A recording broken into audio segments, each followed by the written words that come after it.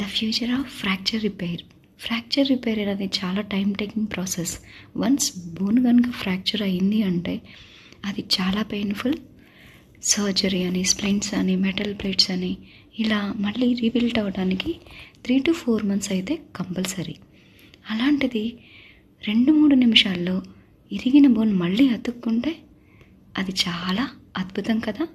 అదేంటో చూసే ముందు వీడియో నచ్చితే లైక్ చేయండి, షేర్ చేయండి, సబ్స్క్రైబ్ చేయడం అస్సలు మర్చిపోకండి.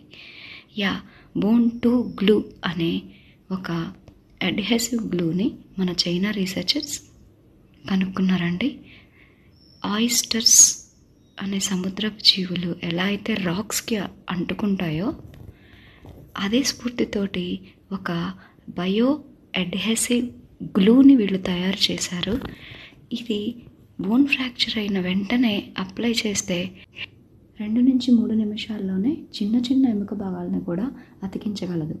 ఇలా సెట్ అయిన బోన్ అనేది 400 pounds స్ట్రెంత్ని బేర్ చేయగలదు అని రీసెర్చర్స్ చెప్తున్నారు. ఇప్పటికీ 150 పేషెంట్స్ మీద క్లినికల్ ట్రయల్స్ సక్సెస్ఫుల్గా జరిగాయట.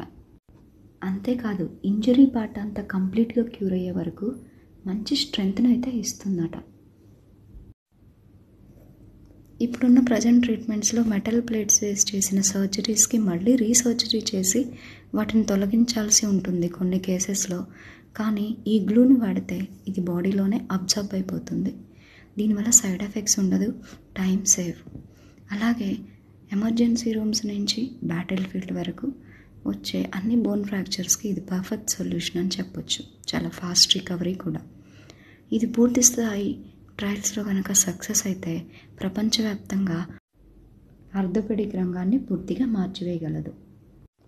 చూశారు కదా, a drop of bone to glue becoming a revolutionary change in fracture repair in future.